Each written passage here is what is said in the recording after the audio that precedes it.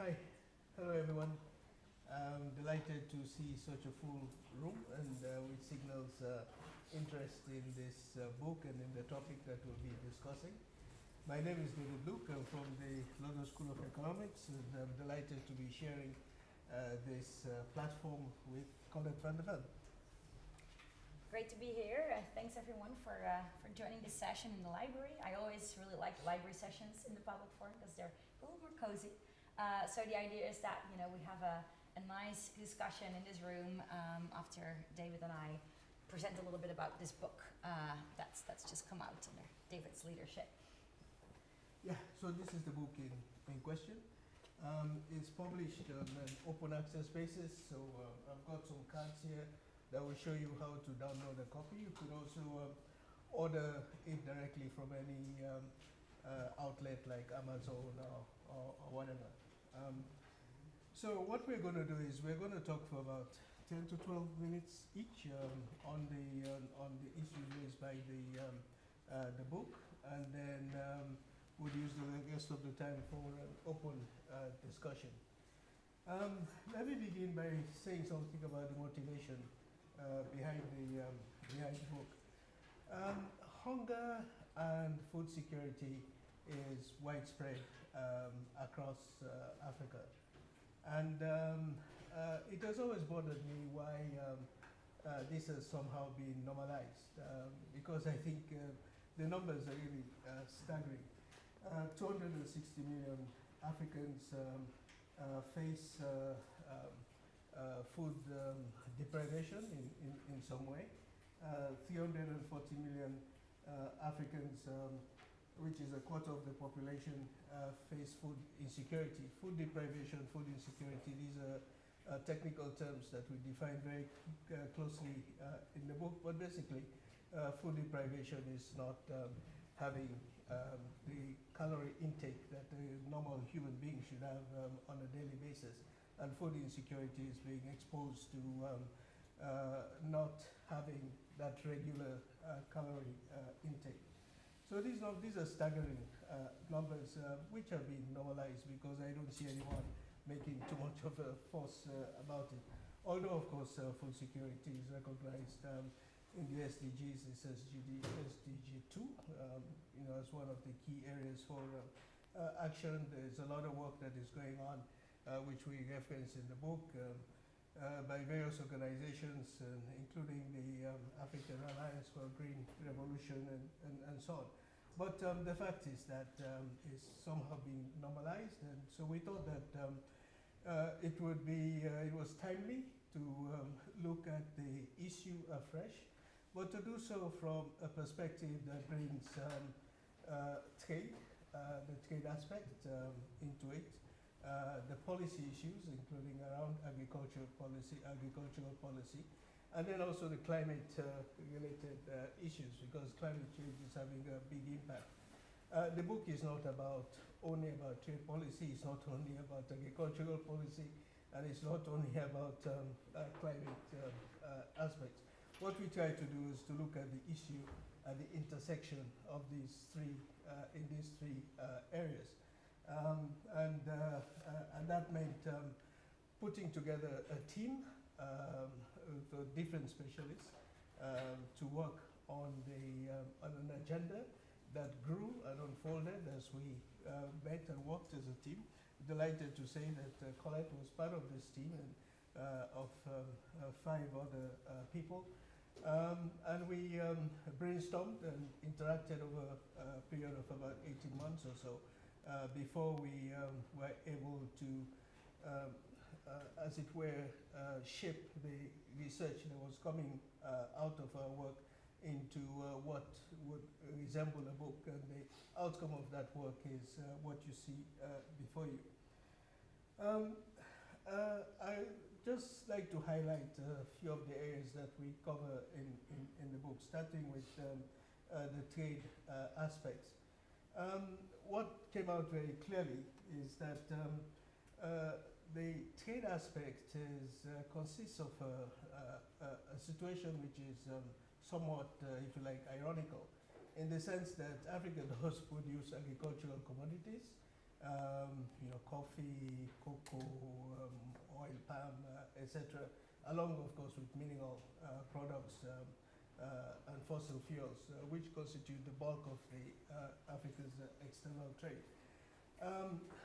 These commodities, and this is nothing new, it's not a new discovery, but these commodities basically exported to earn the foreign exchange, which is then used to import food. So we're able to show this and demonstrate this, the trade flows and on the export side and on the import side, what is actually going on in African economies. Basically, the argument is that this is not sustainable, and this is actually, it is this, if you like, this challenge that is at the heart of African development today. The trade structure on the export side and on the import side, where there is such high dependency in importing food. So 42 African countries classified as net food importers. And again, another irony related to all of this is that Africa does, as has been established, 60% of the world's arable land. We also looked at the trade flows within the agricultural sector. And for this, we broke the agricultural sector down into what I've already mentioned, agricultural commodities, agricultural food products, as well as agricultural capital. In looking specifically at agricultural flows, again, it's very clear that Africa has a trade surplus on agricultural commodities that are exported, but has a deficit on agricultural food imports, a deficit created by agricultural food imports, and also a deficit created by the import of agricultural capital. Agricultural capital being agricultural machinery, tractors, fertilizers, etc. And that again is at the heart of, if you like, the African economic challenge of its dependence on commodities. In looking at the climate side, several models and various things that we have in the book on how climate intersects with food security. But just to highlight that we established that global warming is having an impact, and this impact has been seen in extreme weather events, whether it is drought, floods, changes to the ecosystem that generate phenomena such as local swamps and so on. I mean, this is all things that you'll be familiar with because these crises in the news from time to time. We also established that this climate-related challenge is impacting the health of farmers as well, because there's that aspect, and we draw upon a lot of research on that aspect. We also, in the research, did look at the very ambitious national determined contributions that various countries have, but then also had to conclude that these are mainly wish lists because they're in the main not funded. So there's a strong push towards adaptation in regard to the climate crisis, but considerable on the funding. And actually on the funding is also a key theme that permeates the book, because we looked at this in the context of policies as well, and that's what I want to shift to now, agricultural policies and other related policy areas. And very quickly, we established, of course, that the African Union provides overall framework for agricultural policy in relation to this comprehensive African agricultural development program that's been adopted by African governments, African members of the African Union. And the African Union monitors the implementation of this program. It's a flagship program of the African Union under the Agenda 2063. What we discovered is that the implementation is uneven in terms of several metrics that we looked at, including the extent to which African governments are investing in agriculture, whether they're meeting the thresholds that have been set, and only a few countries have been able to do that. But then also several gaps in relation to implementation, in relation to finance, in relation to institutions and capacities. On finance, just to highlight a few issues, already mentioned government spending not being up to the level. But then also on finance, we looked at how much domestic investment is going into agriculture, and for that we used a proxy such as private capital formation in the agricultural sector, and tend to compare this with similar metrics in other parts of the world, and we found that in Africa it's very low. And then we looked further into it, and we found that the banking system savings is not really being directed into agriculture because of bottlenecks in the banking system, issues around lending to small farmers and so on, which have not been resolved. So from the domestic side, domestic financing side, there is bottlenecks, which means that finance is not flowing into agriculture. We looked at FDI, how much FDI is going into African agriculture. Very little,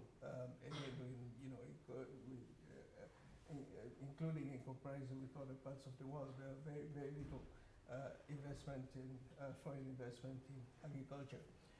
Of course, since we wrote the book and it came out, the foreign aid landscape has changed considerably. But we also looked at how much foreign aid goes into African agriculture. For data up to, I think, 2023, we saw that this was only about 8%, which to me was quite shocking, especially since agriculture is so closely related to other areas that have been prioritized, including gender equality, because there's strong representation of women in African agriculture. We also looked at the question of whether the development box that is provided for under the Agreement on Agriculture, or the WTO Agreement on Agriculture, the extent to which it's been used, and notifications and so on. I suppose, Colette, you might touch on this in your intervention, but again, very little, which again just confirms the overall financial framework. I've already talked about the trade structure, the fundamental trade structure, which defines the African economy. But we looked also at intra-African trade, and the data on this, on formal trade, but also informal trade, is very clear that much of what is traded within Africa is actually agricultural products. Although informal trade is very difficult to get very good data on that, nonetheless, for some samples that are available, we're able to establish that as much as 72% of formal trade between countries that have a contiguous border, that the trade could in agricultural products, in food products, could be as high as that. We also were able to establish that the AfCFTA, the African Continental Free Trade Area, will not have much of an impact on trade flows, these trade flows between African countries, mainly because that trade is already liberalized, and that the greater impact will come from dealing with non-tariff barriers, like customs reforms, trade facilitation reforms, and so on. We actually carried out partial equilibrium modeling on that part, just to show what kind of projection could come out of the AfCFTA if it is fully implemented. Again, this is an area, I guess, Colette will be talking about, the legal framework underpinning the AfCFTA as well. But the modeling results confirmed that you would not expect much of an impetus from implementation of the AfCFTA because much of the trade has been liberalized under the regional economic communities. We also, the title is How Africa Eats, which is a sort of a mischievous, provocative title, very deliberate, especially since we previously also done a book on how Africa trades, and so we thought this would be a good play on how Africa eats and how Africa trades. But we drew some conclusions. That the first conclusion that the problem is not a production problem. And the way that we established that the problem is not a production problem, even despite all these issues around finance, institutions, capacities, etc. But the way that we established this, we looked at 8 products which are integral to food security in Africa. I'm not suggesting that Africans only consume these 8 products, but these 8 products would be in any food basket in different parts of the continent. We looked at yam, cassava, rice, maize, wheat, poultry, livestock, and fish. And basically, in looking at production and productivity, again, using a lot of data to compare with other parts of the world, we found that yam and cassava are the 2 products where Africa is leading the rest of the world in terms of production and productivity. And also we're able to establish that whilst there is evidence of price suppression for all the other products, that is the price suppression coming from these subsidies on the other products in other parts of the world. For yam and cassava, there ain't evidence of price suppression, meaning that you don't have the same kind of impact coming from subsidies on other products like rice, maize, wheat, poultry, livestock, and even fish. And on fish, we saw the effect of IUU fishing on Africa, because Africa is a net importer of fish, even though it has 2 oceans, so to say. Another conclusion is that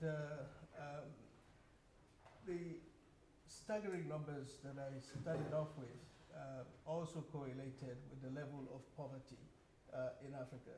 And that also you can trace back to the fundamental structure of the economy, which is this dependency on commodity exports and then the import of food and manufacturers and so on. The level of poverty is, data on this shows that in 2023, 476 million Africans classified as being poor on the $90 a day metric. And keep this figure in mind, 476 million Africans, which is about a third of the population. And then I started off by saying that 260 million Africans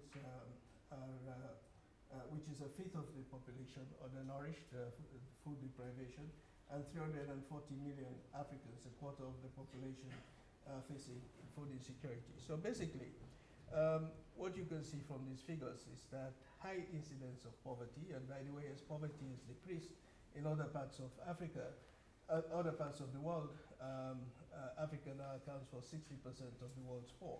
So, so you have high incidence of poverty, which strongly correlated to this issue of food deprivation and food insecurity. And again, looking at cause effect, tracing that to the overall structure of the economy. So I think I would stop here. Just perhaps, so just to make one last point, that in looking at the trade flows, the imports, we're of course interested in establishing where the food was coming from, and the imports, you know, so of course for grains like wheat, Russia, Ukraine, and so the war has impacted some countries, not all African countries, By the way, another side learning, as it were, from the research is how much tubers like cassava and yam, the flour that can come out of processing them, how much they're being used to substitute for wheat. So in places like Nigeria, less import of wheat because they're also using yam and cassava flour to for bread and so on. So interesting, just an interesting point on this. But basically, the food is coming from the EU, the US. I mentioned Russia, Ukraine, India, Brazil, and other parts of the global south. Actually, we showed in the data we're showing a shift that is happening from dependency on Europe and the US to other countries in the global south. So just to mention that. So I'll stop here. A lot of data in the book, especially in trying to look at the question of production and productivity to underpin this argument that it's not a production problem. Also, another conclusion we made was that it's not a smallholder problem. People talk about commercialization of agriculture and so on, but the strong evidence in the book that what small farmers need is the supply support, pre-production inputs and support and various supplies and so on, and then also need support post-production. Again, the institutions are not responding to that sufficiently. So it's not because you have smallholder farmers. And we compare this in other places like India, where you've actually had a green revolution with smallholder farming systems. So let me stop here and turn to Colette to tell us more about the sort of legal analysis that went into the book on the AfCFTA side and WTO. Yeah, Colette. Hey, thank you so much, David, and it's a pleasure to be here, and it's also really nice to kind of hear the full overview of the book, because as a researcher working on some of the chapters, you work on your specific chapter and then the book is out, and it's just nice to get that full story now that the book is here. So my role in this process was I'm an international trade lawyer by training, so I have written 2 chapters in this book, one focused on the WTO, and the role of the WTO and the agreement on agriculture in this whole story about food security and Africa, etc. And the other one was a chapter on the African Continental Free Trade Area, the AfCFTA. Yeah, I'm gonna walk you a little bit through both of those chapters. I'm gonna try not to focus too much on all the technicalities because that may not be the most interesting way of spending this time, and then we can always go into it in the Q&A. So what was really interesting, starting with the WTO chapter, was that when you're looking at agriculture and the WTO and the agreement on agriculture, and I don't know if many of you are familiar with this, but that's really a very contentious chapter in a way, right? And the reason of that is, David already mentioned, Africa is a net food importing continent, right, in the aggregate, while they have so much agricultural production. And the rules are all intertwined with that story. So when you're looking at the design of the agreement on agriculture, a large pillar of it is focusing on reducing agricultural subsidies, right? But the reduction commitments are set per country, and they are based on the baseline of agricultural subsidies countries were providing when they became members of the WTO, right? And that meant that some of the more developed OECD countries, they were able to keep a certain percentage of legal subsidies for agriculture, trade distortive, domestic support subsidies, whereas countries, many African countries, that were actually not subsidizing agriculture at the time because they were poor or were even taxing agricultural production at the time, they got a zero de minimis allowance. In other words, a zero domestic support allowance. In other words, zero domestic support was allowed except for a de minimis. So you can have a de minimis, a percentage of your total value of production for which you can engage in trade distortive support, right? So that's essentially, if I'm broadly speaking, the architecture. And that means that you've got countries like the US that have allowances of, I believe it's 19.1 billion of domestic support subsidies, right? They can legally engage in that kind of trade distortive approach. And I believe only two or three African countries actually have AMS, right? Domestic support. So that's basic. That inequality is often looked at in conversations on agriculture, on subsidies, on net importing or exporting countries and things like that. In ministerial conferences, agriculture has been a critical element, right? In the last few at least. It's also been after Bali on the stockholding issues. It's been one of the most difficult to get agreement on, right? Because there's so many different interests. So that's kind of a little bit the context of which all of this takes place. The African group, at which what we looked at in particular, they have very often a very clear position paper on what they want to get out of the negotiations, often combined with the G33, other groups, etc. And the asks are usually, and I'm summarizing here, but it's basically reducing the allowance of the bigger agricultural producers, right, in terms of what kind of subsidies they can legally give, domestic support subsidies. It's usually about keeping de minimis, because there's some discussions about limiting that, but especially the African group, I mean, they want to keep that, right, so they can do a little bit of the subsidization as well. And it's about keeping the development box, David already mentioned it, which provides extra allowances for developing countries. And there's other things on public stockholding, a permanent solution on stockholding, special safeguards mechanism, etc., etc. Now, I'm starting with that because what was really interesting in this research was this is the starting point when looking at the African group's interest in agriculture, right? These are the positions typically. But when you shift from the overall perspectives to zooming in on food security specifically, the picture becomes a lot more complex. And so what we found in the WTO chapter was really that there were an enormous number of different contradictions and tensions between various positions vis-a-vis their implications for African food security. So take this imbalance in allowed subsidies, right? If one were to curtail the allowance for the larger agricultural producers and their major subsidies and reduce that, what would that do? Everything else being equal, it would reduce production, right? Africa being a net food importer, it would have issues importing the food it needs to feed their people, right? So talking food security, that's the immediate term, right? It's not that simple. The argument that, and it's of course the other part of this, that subsidies suppress prices. As a result, it is very difficult for African countries to develop a viable, competitive agricultural industry and become something else than a net importing country. And therefore, we've got to reduce the subsidies. That argument is driving the bus and is prevailing.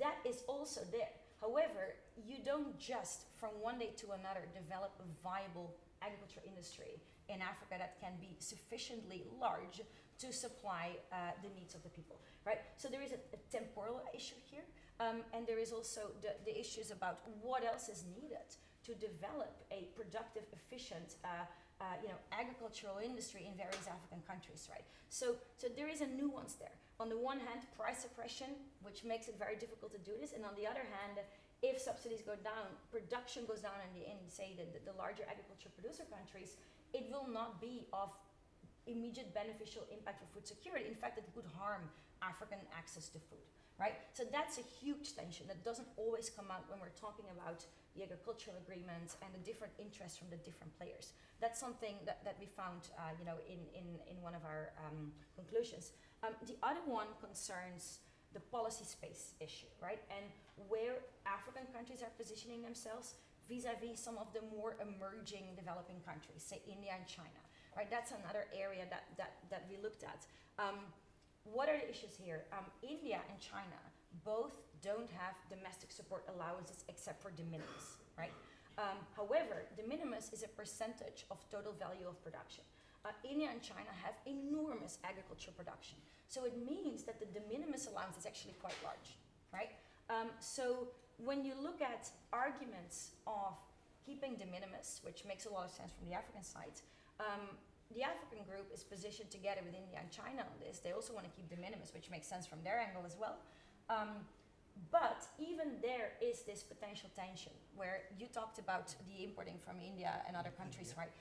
India is a huge exporter of food to Africa, and I'm really talking general here without going into details. But and the more that they subsidize, right, through de minimis and what have you, development box, India is also can also get the development box.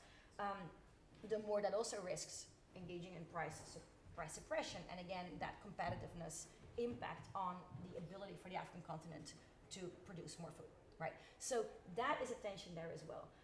And so what we looked at was, what do you do? Understanding these tensions, and there's a few more that we looked at, and I'll see if time is permitting to get me into those, but understanding those tensions as well as the fairness issues in the agreement, the lack of fairness thereof, how do you position yourself, right, in that field? And basically, one of the findings that we have in the WTO chapter is that to really get some gains for the African group on the position that it's on, it would be important to disaggregate, right? So to not be in one group with China and India and other bigger players, because it will be much more politically difficult to keep some of the benefits that the African group may want for some of those major agriculture producers like China and India, right?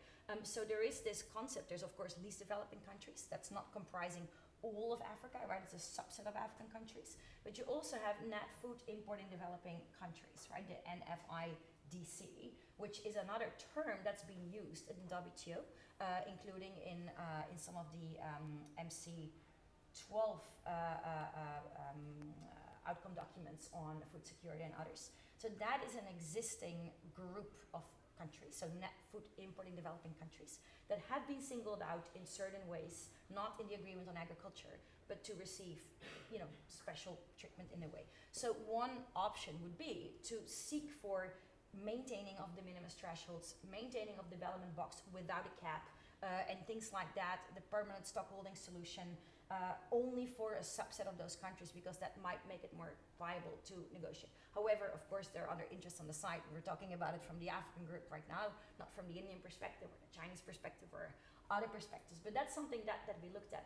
Then another finding that we had was that very much in this conversation on food security in Africa and these rules, there is a bit of an assumption that it's because of the rules that Africa is where it is, right? That it is this incredible agricultural, continent that's a net food importing country, which wasn't always the case, right? Africa wasn't always, as a continent, a net food importer, right? And not all countries are, by the way, net food importing countries. Some actually are exporters. So there is an assumption that that's because of the WTO rules. And that assumption we've also unpacked. And what we see is, for instance, in the policy space that African countries do have under the Agreement on Agriculture, a lot of that policy space isn't actually used, right? So when we're looking at the development box, David, you've already mentioned it, basically 85% of notifications of support that falls into the development box is coming from Asia, right? It's India, it's other players like that, but it's not the Africans. I think there's only 2 or 3 examples, and I have to look at in the paper. So there is a bit of a missed opportunity there in using that policy space. Same with regards to de minimis values. There are a handful of notifications on de minimis, but very few. And a large number of African countries is not notifying up to the threshold that can actually subsidize and engage in market distortive subsidy support, right? And that gets into structural issues. I mean, David already alluded to some of it, but there is the fiscal space isn't really there. It's a budget issue, right? There are other priorities sometimes that take over, and there's frankly also potentially not as much attention being paid to these things.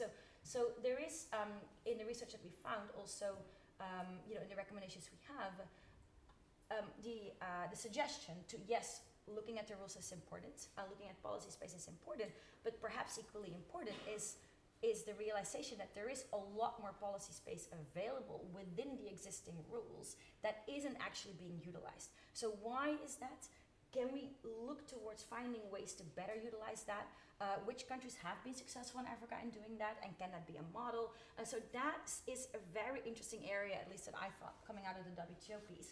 It requires further research, to be frank, maybe another book, David, but something that we didn't look further into, but I think that was really, really interesting. we looked at some other tensions as well. I mean, the tension between the global food security picture and the national food security. If you've got a food shortage, and we saw this a lot during COVID, right? Imposing an export restriction makes a lot of sense from your national food security objectives, but globally, it doesn't actually help, right? So there is a bit of that tension as well. There's also tension between the export restriction side and import searches, right? So the rules, they try to prevent both of these extremes, right? No export restrictions on food, but also no import surges, right, of food, right? So there's the safeguard mechanism and everything. So these seem to be addressing consumer and producer concerns, and they're not always aligned either, right? So that was also something interesting that we looked at. So that's just some of the highlights of the chapter on the WTO. If you're interested in this, the chapter itself gives a lot more detail and a lot more figures and numbers. So then I encourage you to get into that. But let's turn now to the African Continental Free Trade Area. So that's the other piece that we looked at.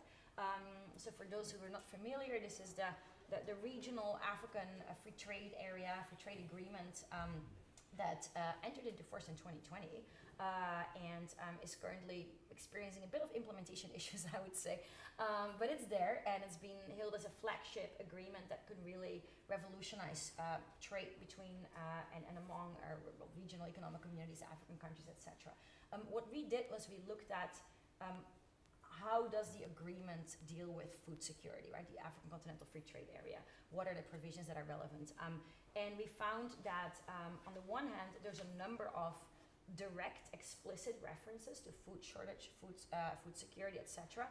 It's included in one of the objectives of the agreement. There's also a reference to the Agenda 2063, which also then refers to food security. And you also have a number of more specific provisions that are directly connected to food security and shortages and things like that. There is Article 9 of the Trade in Goods Agreement, which talks about basically allowing for import and export restrictions in situations of food shortage, which is in part mirroring on provisions in the GATT, Article 11 of the GATT on export restrictions. And then you've got general exceptions in the Trade in Goods Agreement, which has one of the general exceptions focused on situations of food shortage, etc. And what's interesting is that those general exceptions, so if you're in a general exception area, you can basically engage in an inconsistent act, provided you like an inconsistent act with the agreement, provided you fall within the conditions of that provision. And what's interesting is that those exceptions in the AfCFTA Trade in Goods Agreement are largely mirrored on the WTO general exceptions provision, but the AfCFTA exceptions, they have more explicit references to food shortage in particular. And even if legally that may not make much of a difference because the provision under the WTO is broad, so it will encompass that specificity in the AfCFTA, it's interesting because it shows that the AfCFTA negotiators were really thinking about the importance of food security, right? So that I think is really quite interesting on the AfCFTA side. Now, what's equally interesting is what's not there, right? And if you look at the rule book of the WTO, there is a whole agreement on agriculture, right? We just went through it a little bit. In the AfCFTA, there is no agreement on agriculture. Apparently, when we spoke to negotiators in Malakudesta, he said that this was actually considered at one point to include an agreement on agriculture in the AfCFTA, but that they decided against it. And the reason for why they decided against it was, I think, a very sensible one, because ultimately, the African continent's main problem is not that African countries are subsidizing such that they're suppressing prices of agriculture within the continent, right? That's not the main issue, right? So there was no need for an agreement on agriculture addressing subsidies within the African continent, right? In addition, that agreement already exists, and most African countries that are part of the AfCFTA are also WTO members, right? So that seemed to kind of obviate the need for also having a specific agricultural chapter in the AfCFTA, same for things like safeguards and what have you. What is, however, really interesting is another omission, which is that when you look at the regional economic communities, right, on the basis of which the AfCFTA is built, so COMESA, SADC, ECOWAS, the EAC, etc., you actually see that those regs, as they call them, have much more detailed food security provisions in them. So, for example, there are provisions on market pricing, I believe in the EAC, and on sharing supply and demand of different prices for different commodities. There are provisions on having grain reserves at the regional level in various recs, so that in case of scarcity or droughts or things like that, there is a bit of a security. There are provisions on cooperation on a variety of different food security issues. So when you look at all of that and that level of detail in those regional economic communities, directly connected to increasing cooperation on food security, right? A lot of it is not legally binding, but it's about really trying to cooperate more on these issues at the regional level. It is striking that those provisions have not been incorporated in the AfCFTA, right? Because there was an interesting basis for that. So that in a way, could be considered a bit of a missed opportunity. Giovanni over here, he's written on this together with Professor Kuhlman from Georgetown University. So perhaps he can also share his thoughts on some of that at some point later in this discussion. But so that is an observation that we had on the AfCFTA. Now, does that mean that the AfCFTA is not really all that useful when it comes down to food security? The answer is no. Because the AfCFTA has a number of different protocols that are focusing on trying to, or on addressing non-tariff barriers, right? So David already mentioned that tariffs are not the main issue that we found in the research, that tariffs on agricultural trade on the African continent, it's the non-tariff barriers. So the AfCFTA has a large number of protocols specifically focused on addressing existing non-tariff barriers in the continent, right? It's got, the sanitary phytosanitary agreement, it's got the technical barriers to trade agreement, it's got very extensive and expensive trade facilitation provisions, because one of the key issues of trade in the continent, and for those of you familiar, you see those trucks at the border, right? These massive lines of trucks waiting to do paperwork or inspections or what have you. If you are having perishable goods in that truck, right, that's going from one country to another, and if you need to wait for another day, there goes your product, right? So increasing trade facilitation through provisions about one-stop shops. There's even a provision on perishable goods in the AfCFTA trade facilitation transit chapter, I believe, recognizing that needs to take priority, right? So that's very much been on in the minds of those that are negotiating these agreements. So that could have a significant impact. There's some studies by Trademark Africa on how much exactly increasing trade facilitation can impact the availability of food and the cost of food as well. So that's really interesting. On the SPS side, I mentioned SPS. This is about things like food security, different international standards, harmonizing the standards among different countries. One of the key issues in various East African countries is levels of aflatoxin in maize, right, which is kind of a contaminant. And different East African countries had different standards on moist, on thresholds, on whatever. And in the EAC, so this was not at the AfCFTA level, but at the regional level, they harmonized it, and it facilitated significantly the trade of maize because they managed to harmonize those standards, right? So that's also a way in which this can be done. Then technical barriers to trade, this is about labeling, packaging, all of these things. You can imagine different rules could slow things down and may make trade more difficult, so the AfCFTA has rules on that as well. And then finally, we also looked at everything else in the agreement. So investment, intellectual property, the chapter on digital trade, and competition. Exactly. So how can implementing these provisions, those protocols, have an impact on food security in Africa? And we found ways in which each of those protocols could have a positive impact in the food security situation at the continent. And so therefore, basically the conclusion there is that, wrapping it up, the AfCFTA has a few food security provisions, but nothing too far deviating from what the WTO has, right?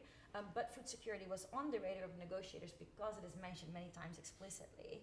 However, a bit of a missed opportunity to enhance cooperation in the areas that the regional economic agreements are cooperating in relative to food security, right, like the drought and the reserves, etc. On the agricultural side, the fact that there's no chapter seems to make a lot of sense. And then finally, in what we have right now, the focus should be on really implementing the chapters that seek to address the non-tariff barriers, given also the tremendous role that can impact that can have on enhancing food security in the continent. So that's kind of where we came out of that. We did not suggest that there should be another protocol on food security specifically, in part also because implementation is really where the challenge is right now. And on the AfCFTA side, even though this was announced 5 years ago, we're still waiting to finalize rules of origin and some countries' tariff schedules, right? So that's also the other side of it. I'm going to stop here and turn it back to David. No, thanks, Colette. So we've, I think, another 30 minutes or so, and we had planned to make sure that this turns into a conversation, because we'd like to sort of get your own reaction to what's been said, and if any of you have actually read the book, we'd like to get also your feedback on that as well. But let me just end by saying that what I started with, that food insecurity in Africa is not something that we should normalize. These numbers are really staggering. So our hope is that in some way this book would get into the hands of activists. I think there's a lot here that activists could use to raise the temperature, if you like, on why this is not a normal situation. So we turn it over to you for your comments and observations, questions, and so on. Also tell us if you think we are wrong or whatever. Yes, please. All right, thank you very much. My name is Faisal Ibrahim Sisi. I'm a lawyer, aspiring to be a trade lawyer. I'm currently a graduate student at World Trade Institute, University of Bern. So a comment from Senior David, I met you in Ghana, I think before AfCFTA actually became, the Secretariat came to Ghana. A comment about the prospect of AfCFTA, let me call it, to the question of food security struck me, because it suggests that AfCFTA is not, there's not much of a hope in AfCFTA, unless if I'm wrong, then you may actually correct me. My second concern is also with the fact that whether AfCFTA makes reference to the good provisions that are contained in the regs that you find missing in AfCFTA from your side, because you said there are very good provisions regarding drought and all those storage issues that needs to be done, but you didn't find a repeat of it in AfCFTA. If there's reference to it, is there a point? Just as you said about many of the provisions we have in the agreement on agri in the WTO, so there was no repeat of it in AfCFTA, which you thought it made sense. Will the presence of these other ones in the regs not also account for why it was not repeated in the AfCFTA item? So those are my two questions. Yeah, thanks for that, Faisal. Maybe we could take a few more and then respond to them. Thanks. Please, My name is Paul Akilumi, and I'm in UNPAC. My question is that, first of all, thank you very much. I like the way that you're bringing different elements, because I look at agriculture as a very holistic approach, and we have to look at it with development, climate change, and all their various aspects. So I think that's very notable. I'd like to ask, so during your research, you mentioned one aspect of it about the institutions not being strong enough. But did you go into national policies, what the agricultural national policies are, and really is it the policies, the national policies, the crafting of the national policies, or is it the implementation of those policies which are the key thing, and then therefore linked to the institutions and therefore linked to lack of funding and so on and so forth? So I'd like to hear your views on that. And secondly, with regard to non-tariff measures, CFTA, yes, like you said, has been working on this for a long time, but because there are a lot of non-tariff measures in relation to even agricultural products, and we've just done some study in Angola, and just exporting tomatoes to Zambia is a different number of non-tariff measures than to South Africa, than to Europe. But as David mentioned, you're looking at the core basket of agricultural products country. Were you able to look at the non-dairy buyers of those core baskets within the African continent and what specifically they are, and then therefore the ability to attack and tackle those specific ones rather than just cutting across all agricultural products? Thank you. Maybe one more, a couple more, and then we could respond. Thank you for the intervention. My name is Kelly Nyaga. Having worked on trade facilitation measures in East Africa as well, something that was very interesting from the work that we did was that a lot of the trade that goes on, especially in food products, is unreported. So I wanted to find out, when you're talking about Africa being a net food importer, and when you're talking about the resilience of the food sector in Africa, how far, if at all, did the research in the book go into looking at unreported or illicit cross-border trade in food products? Sorry, I didn't get the last point. The- How far? If at all, did the research and the preparation of the book or the discussions in preparing the book go into looking at the unreported trade that goes on in this particular 8 products that you mentioned?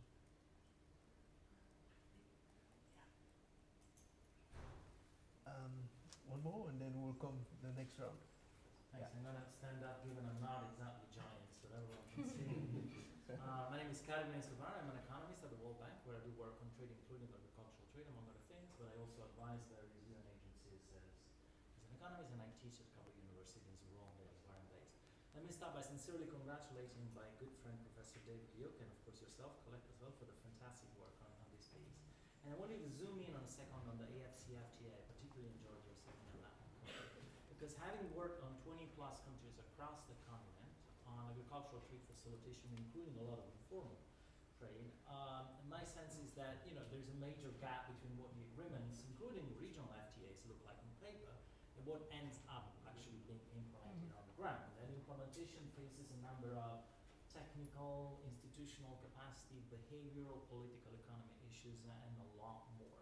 So I honestly do not recall whether the book also includes, among the very excellent policy recommendations that are provided, something specifically on how to do better this time and implement the AfCFTA, or if it doesn't, maybe if you have any thoughts that you would like to spare on that. And given you also did such a comprehensive job of reviewing the various sections of the agreement, there's one that's particularly close to my heart, given part of my expertise is in trade in gender and trade in youth, which is the Women and Youth Protocol. And I personally heard mixed views about that, so I'm wondering whether you have any views on that one. Thanks.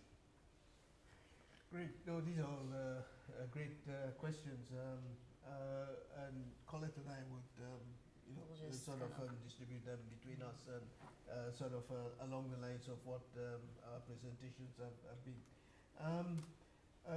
Faisal, your question about the hope. I think the great thing about the AfCFTA is that it does provide a framework. I think all these protocols, yes, implementation is not happening yet, but technically these are very sound protocols. Looking at them, Colette mentioned trade facilitation one. It's a provision is modeled after the WTO Trade Facilitation Agreement. So they're technically sound, and I think it does provide a framework for the continent as a whole. And this, of course, is not like it's done sometimes dividing Africa into sub-Saharan Africa, North Africa. I think taking the continent as a whole, it does provide this kind of framework, which I think is what, from a developmental perspective, you want to see happen across the continent, because there's trade going on across the continent. It's relatively small, but it's there. And there are also value chains that are being developed and so on across the continent. So you need this kind of framework. So from that point of view, I think there's every hope in that. I think it's, we have a good agreement. We all, I think, would like to see more of it being implemented, unfinished parts of it being finished, etc. So I think that's the challenge.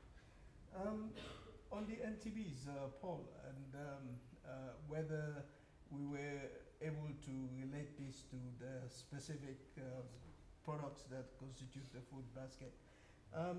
Yes, to some extent, and I think Colette already touched on aflatoxin example for maize, which came out, but we did not, as it were, take product by product, looking at what the different NTBs are. Although, of course, it also came up in livestock and fish, obvious perishables and so on. But yeah, we did not actually do that, but we looked at it in the round, if you like. We then with some of the specific examples. So that's as far as we went. Kelly, the point about on reported trade, or if you like, informal trade. I see Kavini is nodding because we've done work, on this, on informal trade. Yes, we looked at that. And I think I mentioned in passing that for contiguous countries, it could be as high as 72% of formal trade, which is really high. But we're being very cautious because you're looking at samples. This is not across the continent or whatever, but looking at samples and looking at where the data exists. Very few African countries are collecting data on informal trade. There are, a few places like Uganda, Rwanda that collect this kind of data, which we looked at and we used in the book, but generally much of it is unrecorded, which is why it's informal. And also, I've always taken the view in the research and in the discussions with the researchers that from my point of view, informal trade is not something that I, as an African, want to celebrate. I think informal trade reflects the wider crisis of poverty on the continent. That's why you have, if you like, these smaller bundles of trade happening. And we would like to see trade happening on a scaled up basis. But all the same, it's there, it's important, it contributes to food security, and we did not ignore it. And I think, his question on the AfCFTA, I'd leave to you. I can take that. Yes, I think David has very comprehensively answered some of the other questions. Perhaps, let me go to the question, I think was here, right, on the RECs, and if it would make also, if it was sensible, if there was a reason for which the AfCFTA negotiators had excluded some of those food security specific provisions, and if it's similar to, the rationale for the agriculture agreement. I think it's quite different. The reason being that in terms of membership overlap, so the provisions on food security in the regional economic communities, they're only applicable to those members of the RECs, right? So if you're in the East African community, you have those provisions, it's, for Kenya and Tanzania, Rwanda, etc. But they're not applicable to, Senegal and Ghana and what have you, right? So in that sense, the AfCFTA really presented a really interesting opportunity to make some of those regional provisions applicable to the continent, right? So that, for instance, you can imagine if you've got a grain reserve that's a continental grain reserve, right, that can be used in terms of scarcity by one of the countries, that can make this a lot more powerful than if it's just at the region. It might also become a lot more complicated, right, if it's at the continental level. So I don't see that same rationale apply there. And also in terms of membership, more generally, almost all African AfCFTA members are also WTO members, and therefore are automatically, right, included in the provisions of the agreement on agriculture, and that's not so much the case here, right? So I'm not quite sure why that was not included. It is, however, interesting to see, and we looked at this as well in the process of writing this. When you think about trade and food security, you're looking at agriculture, right? So I remember my first instinct when I started this chapter was, focusing on agriculture, and there's no chapter on agriculture and this and that. So there are, to my knowledge, very few, I've not come across a free trade agreement with a chapter on food security that's not agricultural subsidy centric, right? So it requires thinking about it from a slightly different angle, and perhaps that is why it was not identified as a priority. But that's at least what where I come down looking at this. It might also just have been complicated in terms of identifying relevant provisions, and maybe there was not enough political will to putting that in, right? These provisions were also cooperation provisions, right? So legally, it's short of really establishing an actual obligation, right? It's more best endeavor in a sense, or hortatory, if you will. In terms of the question over there on the protocol on youth and women, and I just kind of went through that paper because I thought we included something on it, and there's only a small paragraph on it. What to make of that? I mean, I think it's an interesting innovation for the AfCFTA because there's not many agreements, if any, that has a specific protocol on women and youth, right? You've got women or gender-specific provisions in trade agreements and sometimes in a separate chapter. But women and youth like that, I have not seen before. So in that sense, I think it's really interesting that it's there.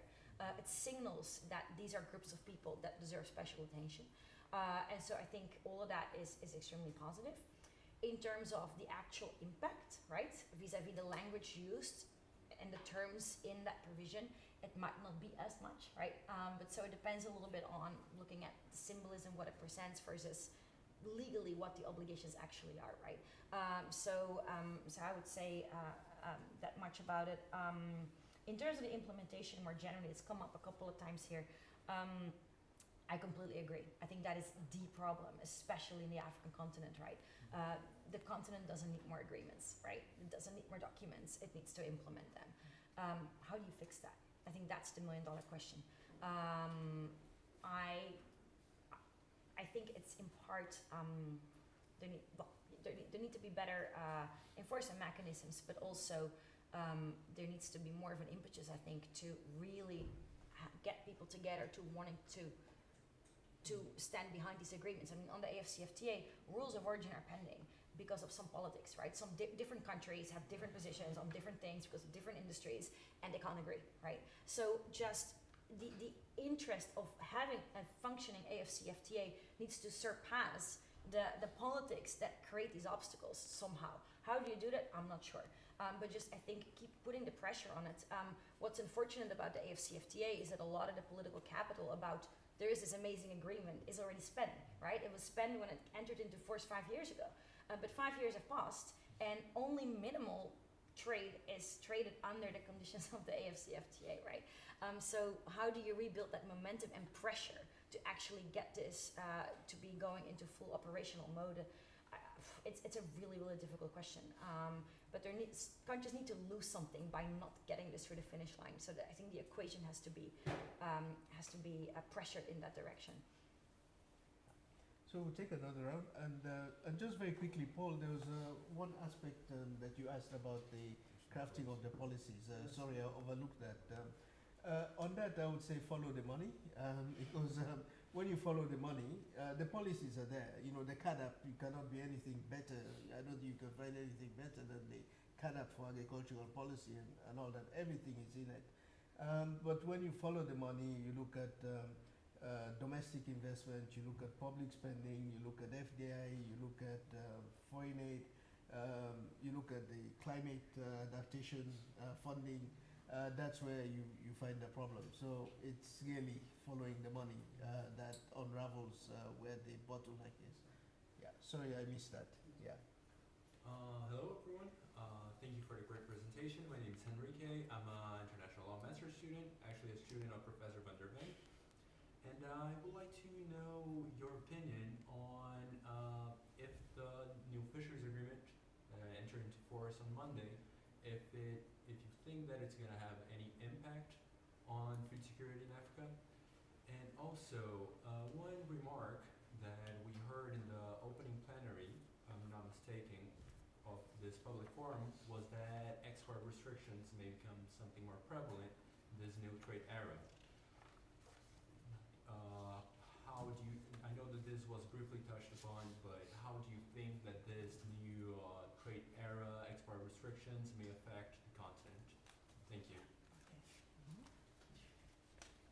Yeah, a couple more and then we'll come here. Thank you Two so questions much over for there. Yeah. the talk. I think I've benefited more from your book on how to trade, how Africa trades. So thank you so much for writing the book.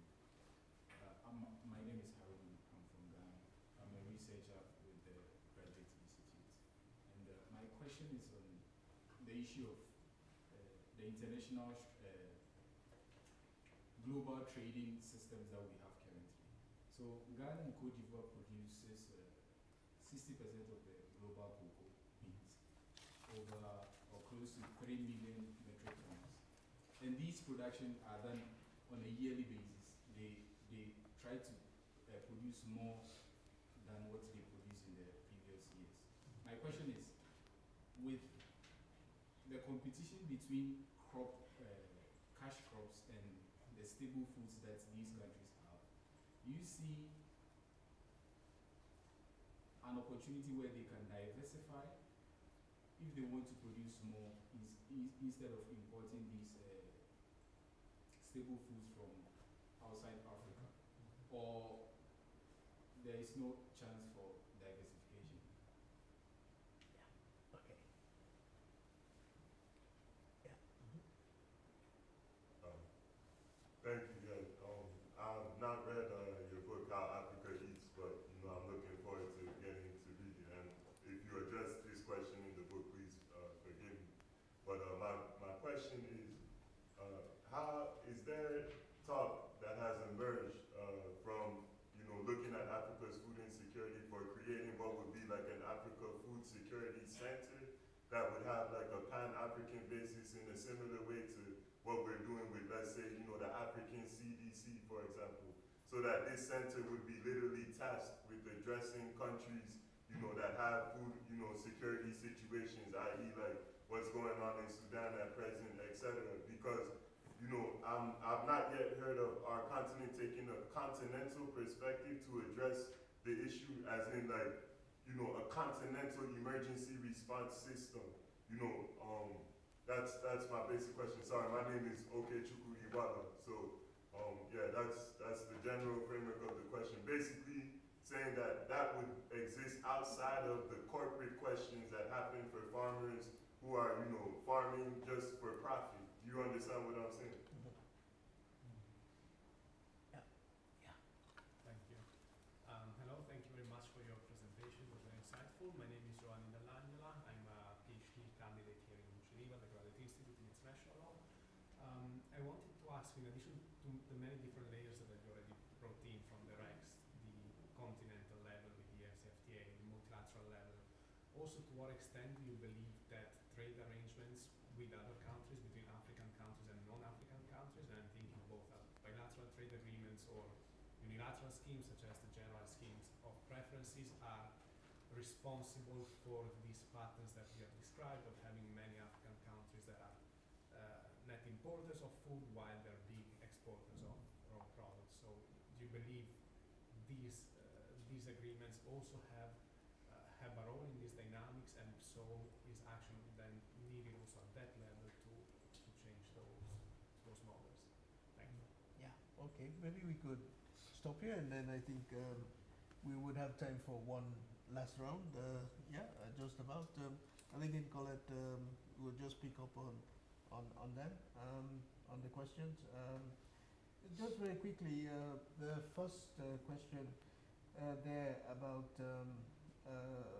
the issue of cash crops and staples and shifting and so on.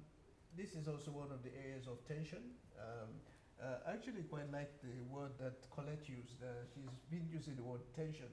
Actually, in editing the book, I used the word conundrum, which I thought, sort of puts the problem out there that it's not something that is easily solvable from a real world perspective. And I think this is one of the conundrums.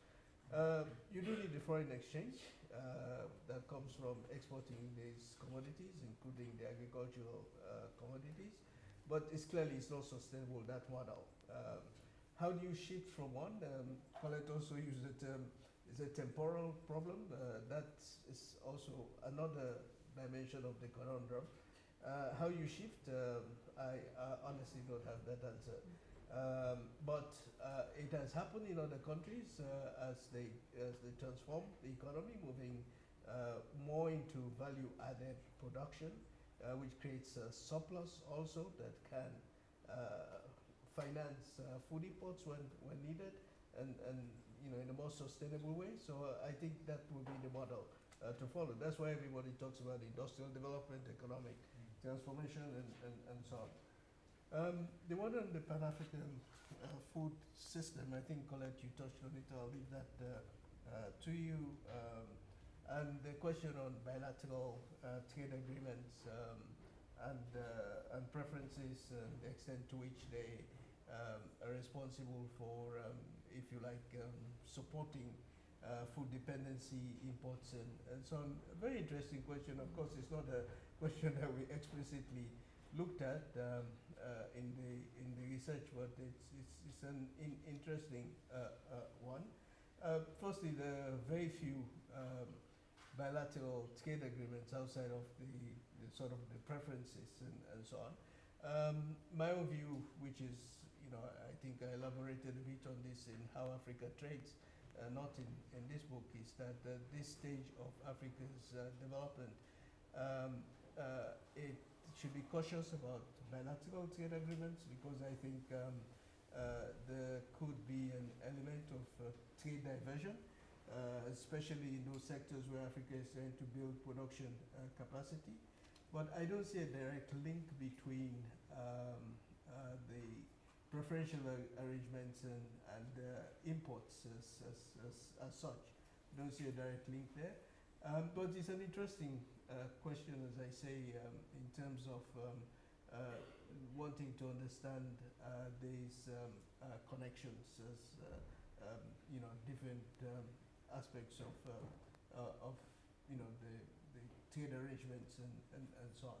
But I don't see a direct link. I think the pressure to import food, and we have not explicitly mentioned the demographic pressure as well. The pressure to import food is there and would come irrespective of whatever trade arrangements in place. So I think I'll stop there to collect, and so we could have a last round. Yeah, no, I just start with the end. I mean, I agree with that. I mean, it's a great question, Giovanni. We haven't looked at that explicitly in this book, but I second David's points, especially also because when you're looking at the unilateral preference schemes, that's all about creating favorable conditions for export, right?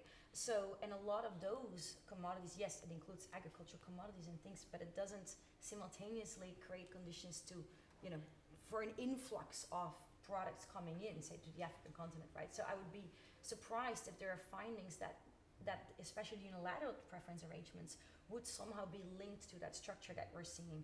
But it's a really good question. What else? There was a lot. Fish. You asked fish, Enrique. Very interesting question. We've touched upon that as well in the paper. And as those of you here following it know, on Monday, the Fisheries Subsidies Agreement actually entered into effect, which is great news for the organization and for fish. Now that will have important implications for the African continent, in particular because of the provisions on the illegal and unreported and unregulated fishing, IUU fishing, right? Because, and I'll have some numbers here, the African continent, they have a lot of foreign vessels that fish our waters, right? A lot of them coming from China, but also other countries, and it's a 2.3 billion of lost revenue a year just from that kind of fishing, right? So you see that, I mean, someone mentioned, I think you did, David, Africa has all this ocean access, and yet so much of that fish is being fished away and is not being used to address the food security issue or going into, the African economy's pockets. That's 30% of Africa's fish is basically lost on those things per year. So there's a huge numbers here.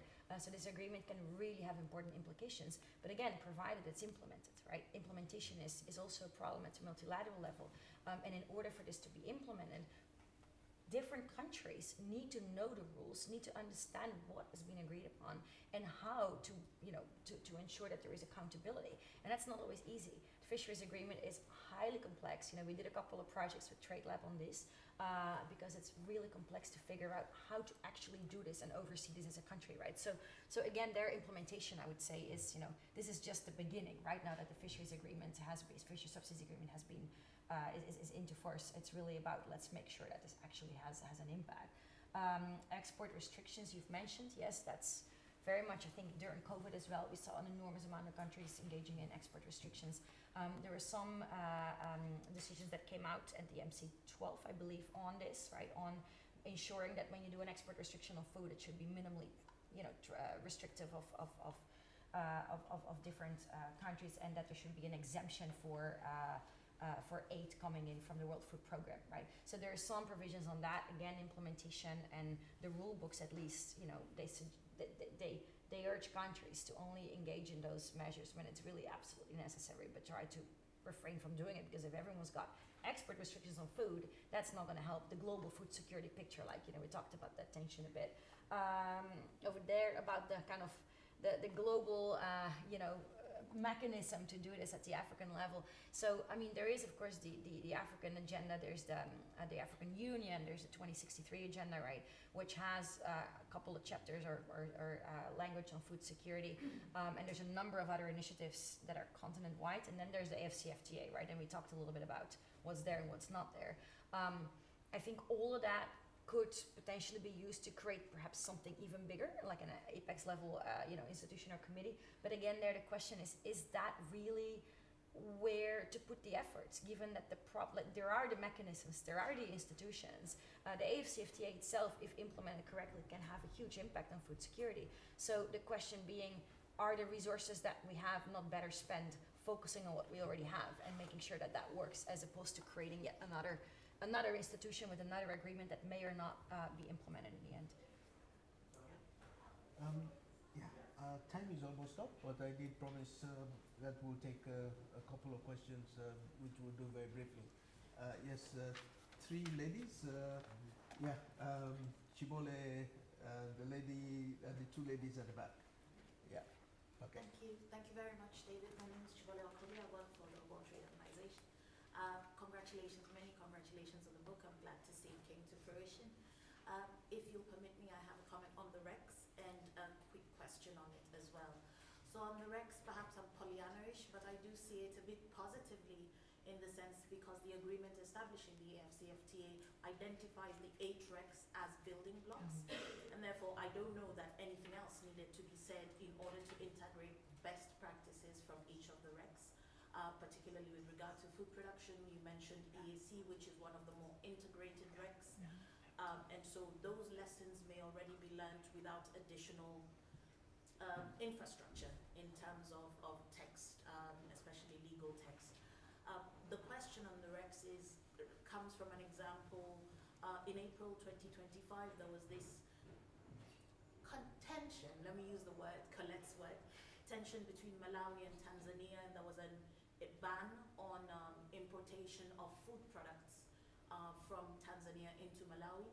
They're both members of SADC, and I wondered whether the AfCFTA, perhaps through the guided initiative, and I'd like your views on this, could offer an opportunity for complementarity, because a lot of these Recs have similar geographical areas, they grow the same things, and whether the AfCFTA offers an opportunity for exchanges across the different Recs, trade facilitation through the guided trade initiatives and other mechanisms to allow for trade across countries that do not grow the same things, which was what was happening between Malawi and Tanzania. Yes, good afternoon. My name is Annie Sturing and I work for SEDA, Speech Development Corporation. So thank you for organizing. It's a very good setting to discuss a book, so thank you for that. I wanted to build on the previous question on preferential treatment by asking more specifically on the SDT. I was wondering, based on the review of the agreement so forth, do you have any, Colette, you mentioned policy space and low number of notifications from the African countries.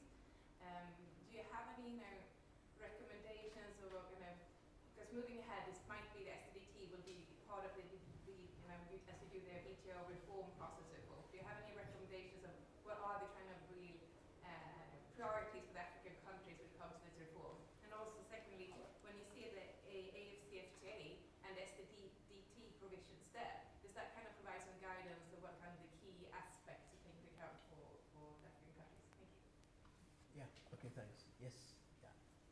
Thank you, and I must say that the findings that you brought are interesting. My name is Janet, and I'm based in Kenya, Nairobi, at Strathmore University Law School. Part of what you said, Prof, when you were diagnosing the problem was not necessarily production, but what happens pre-production, and particularly on the inputs, on the supply side.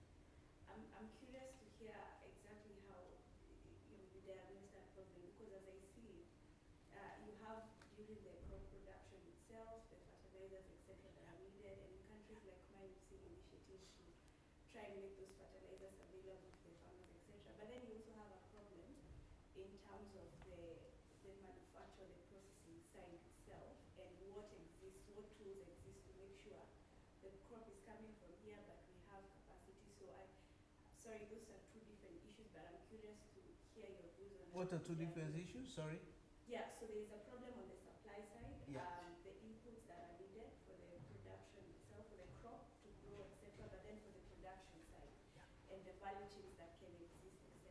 So I'm curious to hear more about how you diagnose that problem and the tools that exist, at least at breadth level AfCFTA, to help on the supply side.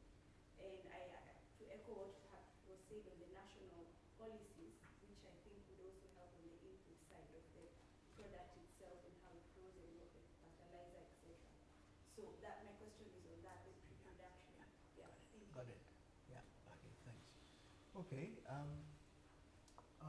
I'll take the question on the Rex. This question. Maybe you take the one on STT, and then I'll take the last one.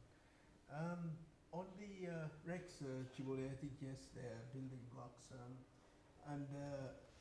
What the AfCFTA does is that it liberalizes trade between the Rex, because trade within the Rex is already liberalized, which is also why, consistent with finding the modeling side of the work, that the AfCFTA would have what impact on the liberalization side.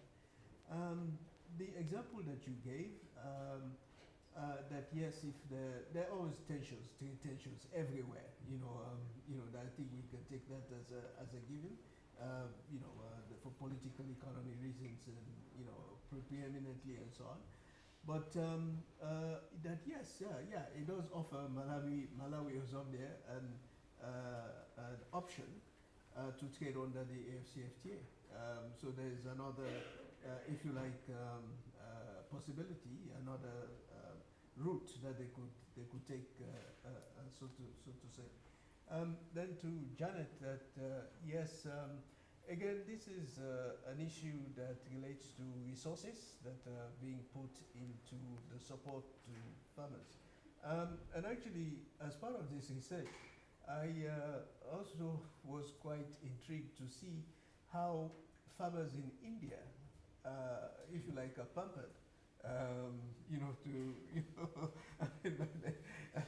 In terms of these pre-production supply support and so on. I was looking at a very fascinating study of the production of onions in India and how that market is protected, and price support, and various different levels of support, fertilizers, etc. So again, I think this is, on the African side, is an issue again of follow the money, because I think, as we said, the policies, the strategies, they're all there, and much is happening. And I think we should end on a positive note that we're seeing, including through this research, that in rice production, for example, that is taking off. Through this kind of support that has not been forthcoming across the food systems production line, if you like. So you find countries like Nigeria approaching self-sufficiency in rice production, precisely because of this kind of support that's being given. Also in East Africa, maize production is approaching the level of productivity globally. When we looked at the data, you could look at, I think, chapter 2 in the book that looks into this. So where the support is forthcoming, you're seeing the impact as well. And then on the post-production side, again, the markets that are within the REX, which is already where much of the trade is happening and the value chains are developing and so on, you're seeing this happen as well. One example from East Africa that I came across because of some work that's being done is in dairy, where Uganda is emerging as a major milk producer in East Africa, but then feeding into other products, dairy products across East Africa, including to Kenya. So yogurt and all sorts of other products that are spin-off from that. Over to you, Colette. Really quickly, to your point, Chibole, about the Rex and this issue, this Malawi, was it Malawi, Tanzania?